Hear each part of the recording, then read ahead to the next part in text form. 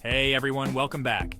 Today we're diving into some historical events so bizarre they'll make you question reality.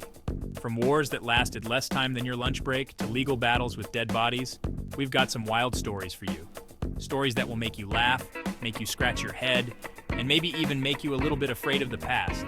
So buckle up, because we're about to embark on a wild ride through the wacky, weird, and often unbelievable side of history that they definitely didn't teach you about in school. Let's jump right in.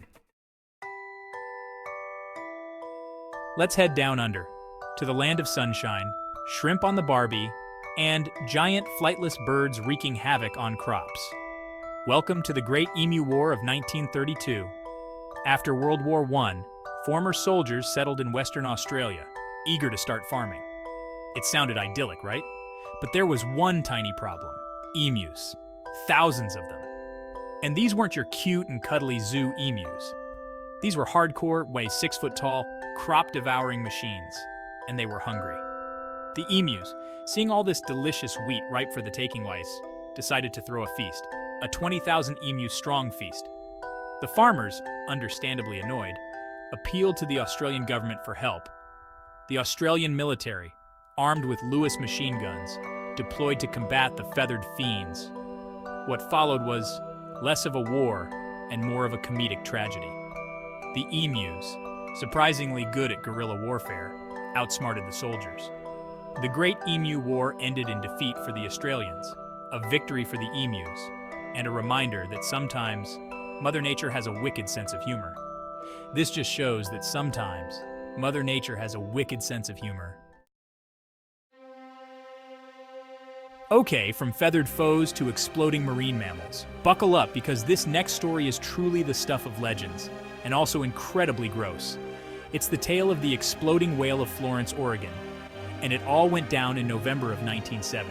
Picture this: a massive 45-foot-long, 8-ton sperm whale washes ashore in Florence, Oregon. The authorities, faced with the smelly predicament of an 8-ton whale carcass, decided to call in the experts of the Highway Division. Their solution? Dynamite. Yes, you heard that right. They decided to blow the whale up, figuring they could just let the seagulls clean up the mess. However, they underestimated the explosive potential of a whale's internal gases. The resulting explosion was, well, let's just say it was epic. Chunks of blubber the size of small cars were launched hundreds of feet into the air, raining down on horrified onlookers. Cars were covered in whale goo. The exploding whale of Florence became an instant legend, a cautionary tale about the dangers of underestimating the power of nature. It's a classic case of a plan blowing up in your face, literally. All right, buckle up for this one, because we're about to take a trip back to the year 897 AD, to the heart of medieval Europe, for a little event known as the Cadaver Synod. See, back in the 9th century, the papacy, the head honcho of the Catholic Church, was kind of a big deal, politically speaking. Enter Pope Stephen VI, a man who, let's just say, had a unique way of dealing with his enemies.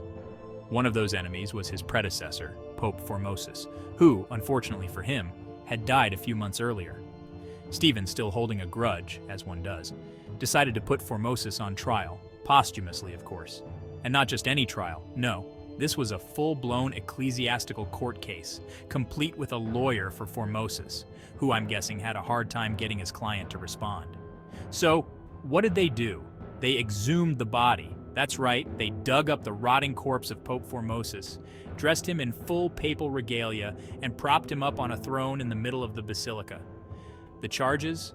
Perjury, violating canon law, basically a whole laundry list of offenses that, let's be honest, were probably more about Stephen consolidating his power than anything else. The trial itself was, to put it mildly, a farce. Unsurprisingly, Formosus was found guilty. It's hard to plead your case when you're, dead. This just goes to show that medieval politics were as cutthroat and weird as anything you'd see in Game of Thrones.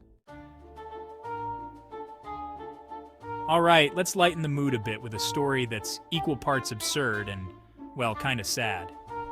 It's the story of the War of the Stray Dog, a conflict so bizarre it sounds like it was ripped from the pages of a Monty Python sketch. The year was 1925. The setting, a small border town between Greece and Bulgaria. Tensions were high, as they often are between neighboring countries with a history of, shall we say, disagreements. Enter the stray dog, a seemingly insignificant player in the grand game of geopolitics. This four-legged wanderer, minding its own business, decided to cross the border from Greece into Bulgaria.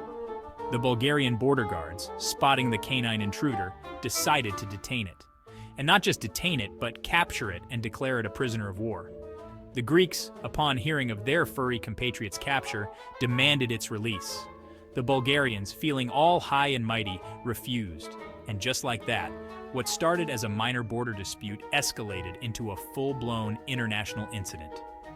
The War of the Stray Dog stands as a hilarious yet sobering reminder of how little things can spark big conflicts. Let's go back to 1788, during the Austro-Turkish War. This war was a clash of empires with thousands of soldiers fighting for control in Eastern Europe. But one battle was so absurd, it makes you wonder if someone spiked the officer's coffee. It's the Battle of Karenas, a story of miscommunication and friendly fire. The Austrian army was camped near Karenas, modern-day Romania, expecting an Ottoman attack. One evening, bored soldiers found Romani people selling schnapps and overindulged. As the schnapps flowed, things got rowdy. Arguments broke out, leading to a fight. Nearby troops, hearing gunfire, assumed an Ottoman attack. Panic ensued as word spread. "The Turks are attacking!" Soldiers fired blindly into the darkness. The Austrian army, thinking they were under attack, routed themselves. Officers tried to regain control, but the chaos was too overwhelming. Soldiers ran in every direction, adding to the confusion. By morning, the Austrian army was in disarray, having fought itself in the dark. The Ottomans, hearing the commotion, seized the opportunity and advanced. They easily captured the Austrian camp, taking advantage of the chaos. The Battle of Karenas remains one of the most bizarre and tragic examples of friendly fire in military history. It serves as a stark reminder of the chaos that can ensue from miscommunication and panic. All right, for our final bizarre historical event, we're traveling to 19th century London, a time of industrial revolution, social upheaval, and apparently rivers of beer?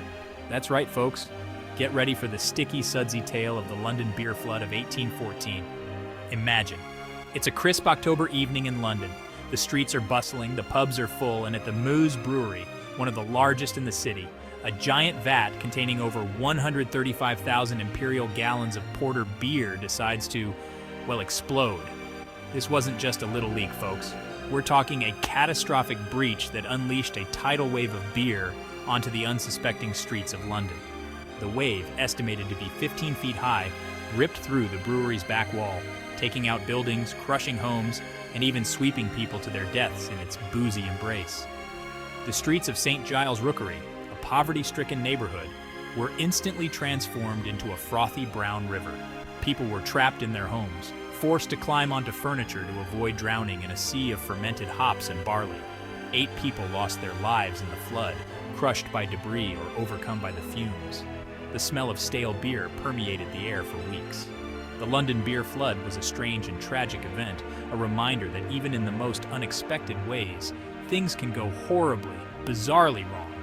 While it might sound like a dream come true for some, the London beer flood was a tragic accident that shows just how unpredictable life can be. That's it for today's journey through odd historical events you probably never learned about in school. From a plague of unstoppable dancers to an exploding whale with a penchant for airborne blubber, we've covered a lot of ground today. History is full of strange and fascinating stories that don't always make it into the textbooks. It's a reminder that the past, for all its seriousness and significance, was also pretty weird. So the next time you're feeling like history's boring, remember these stories? If you enjoyed this video, don't forget to like, subscribe, and hit the bell icon for more quirky content. Let us know in the comments which event you found the most surprising, or if you know of any other odd historical events we should cover. Thanks for watching, and we'll see you next time.